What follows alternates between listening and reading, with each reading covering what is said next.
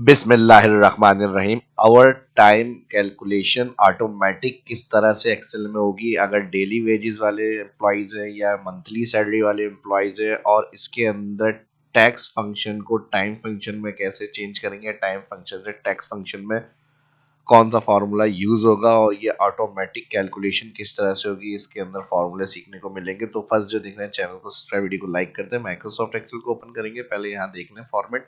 अब यही आप मंथली बेसिस की भी बना सकते हैं, डेली वेजेस की भी बना सकते हैं, अपने वीक के हिसाब से भी बना सकते हैं। यहाँ कुछ एम्प्लॉयज के नाम है, उनकी बेसिक पर डे दी हुई है। मैंने आपने अगर मंथली बनानी है तो 30 लिख लेंगे, 30 के हिसाब से जो डेज की उनकी बेसिक है वो लिख लेंगे, उनके फिर पर डे निकाल लेंगे। तो मैंने यहाँ पर डे के हिसाब से बनाइए तो पर डे चार्जेस उनके और पर आवर निकाला, फिर ओटी रेट निकाला, फिर उनका टाइम इन टाइम आउट। अक्सर स्टैंडर्ड टाइम जो होता है 8 घंटे टाइमिंग होती है, वो हमने यहाँ कैलकुलेट की हुई है, मेंशन की हुई है। टाइम इन एम्प्लॉयज जितने बजे आया, फिर टाइम आउट कितने बजे गया, उसके बाद उसका ओवर टाइम बन रहा है नहीं बन रहा, तो कितने घंटे ओवर टाइम बन रहा है उनका, हमने यहाँ पर उसकी कैलकुलेशन की एक्स्ट्रा। और फिर उसके टोटल ओवर टाइम पहले देखा कितने घंटे हैं, फिर उसका ओवर टाइम पे क्या बन रहा है, फिर उसका टोटल आवर्स कितने उसने दिए। अगर ओवर टाइम वाले आवर्स के अलावा उसके आवर्स होंगे तो 8, उससे शॉर्ट होंगे तो 6, और अगर किसी ने फिक्स 8 आवर्स ही दिए तो उसकी वही पे रहेगी। जैसे ये 1500 थे टोटल, इन्होंने 8 घंटे ड्यूटी करी तो इनको 15 पे मिल गया। लेकिन इन सब में फॉर्मूले हैं, और इन सब में फॉर्मूले कॉन्सेप्ट के साथ क्या लगा हुआ ऑटोमेटिक, मैंने जो नाम लिया किस तरह से सिस्टम काम करेगा। आपको सिर्फ टाइम इन टाइम आउट करना है, और आपका एक दफ़ा ये बना के रेगुलर आप यूज़ करके इसको सैलरी वगैरह पे कर सकते हैं।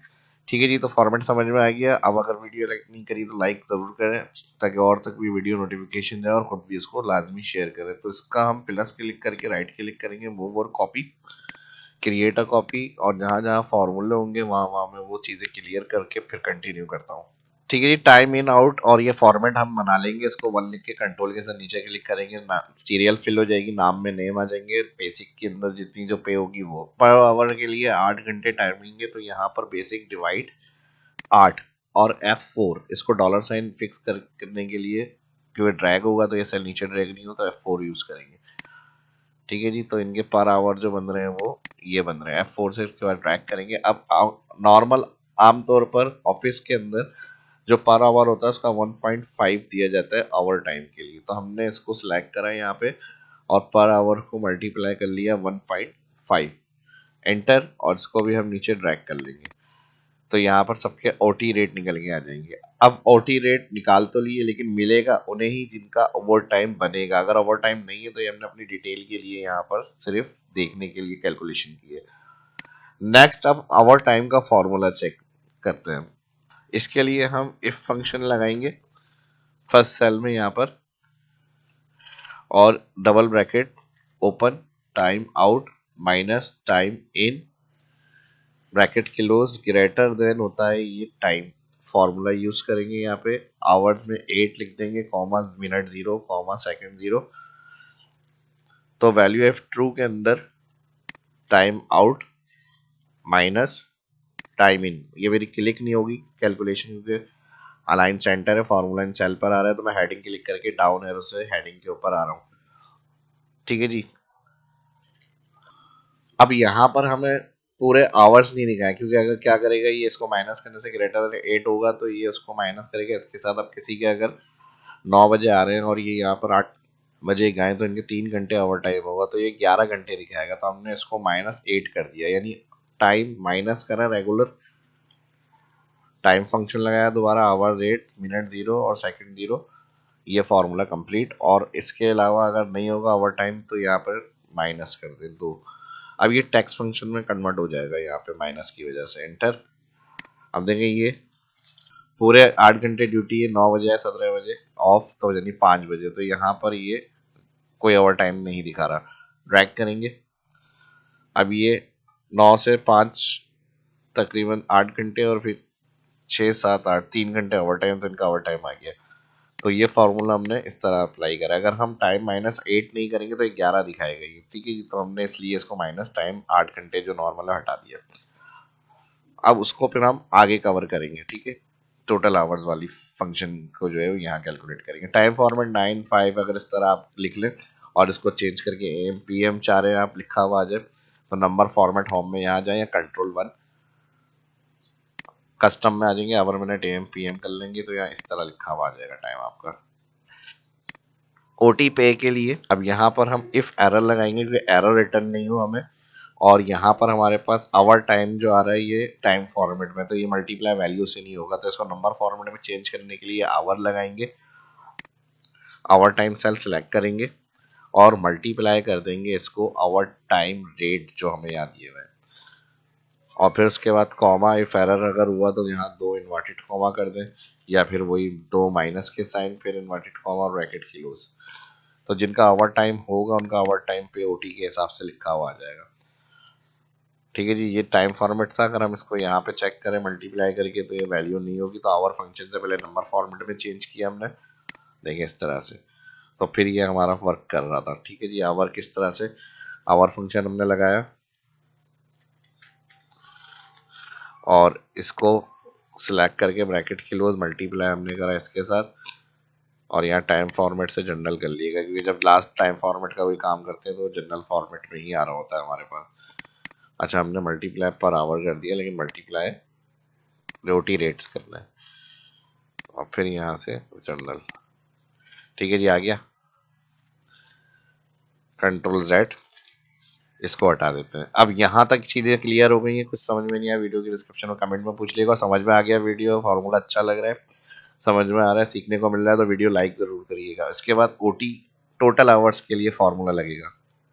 टोटल आवर्स के लिए भी हम इसी तरह इफ लगाएंगे, डबल ब्रैकेट ओपन करेंगे और यहाँ पर टाइम आउट माइनस करेंगे टाइम इन, ब्रैकेट करेंगे क्लोज और इसके साथ आगे कंटिन्यू करेंगे लेस देन इक्वल।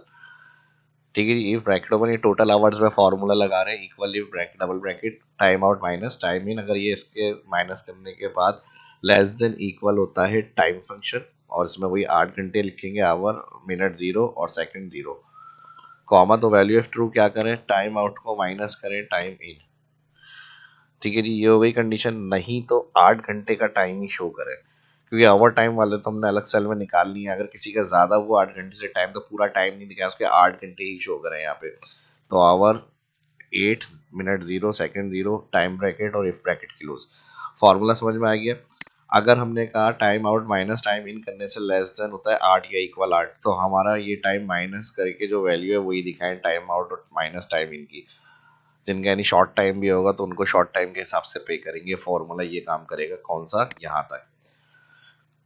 और अगर उससे ज्यादा कोई टाइम वाले एम्प्लॉइज हैं तो सिर्फ 8 घंटे यहाँ पे दिखाएं, क्योंकि उनकी हमने ओवर टाइम कैलकुलेशन अलग निकाल ली है। यहाँ 8 घंटे होंगे तो 8 घंटे उनके बेसिक के हिसाब से पे होंगे, और जो ओवर टाइम होगा उनका ओवर टाइम के हिसाब से पे होगा। अब देखें यहाँ पे, ठीक है जी, अब ये फिक्स थे, ये 9 बजे 5 बजे 8 घंटे थे।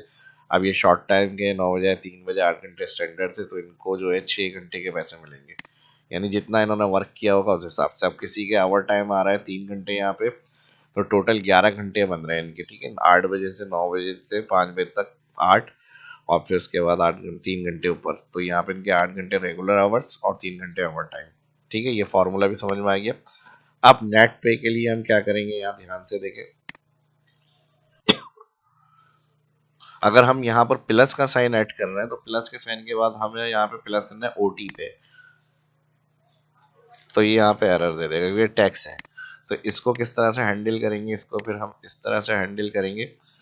सबसे पहले तो यहाँ पर इफ एरर ले लेते हैं हम, और यहाँ से इसको हम 2 इन्वर्टेड कॉमा कर लेते हैं एरर के लिए, और ब्रैकेट क्लोज, और इसके साथ हम, अच्छा इफ लग गया, एरर भी लगाएंगे। ठीक है, और यहाँ पर हम इफ एरर से पहले सम फंक्शन यूज करेंगे, और यहाँ पर माइनस हाइफिनेशन के साथ ये फंक्शन चलेगा, और यहाँ एंड में फिर प्लस के साथ हम सिलेक्ट कर लेंगे ओटी पे वाला सेल, ब्रैकेट क्लोज। ये टेक्निक है इस फॉर्मूले की। ठीक है जी, अगर इस तरह की कहीं और भी आपको प्रॉब्लम फेस करनी पड़ रही है तो आप टैक्स में इसको, ये क्योंकि टैक्स से नंबर में कन्वर्ट करके कैलकुलेशन करने के लिए किसी फॉर्मूले के अंदर आप ये तरीका डबल हाइफिनेशन यूज करते हैं। एंटर।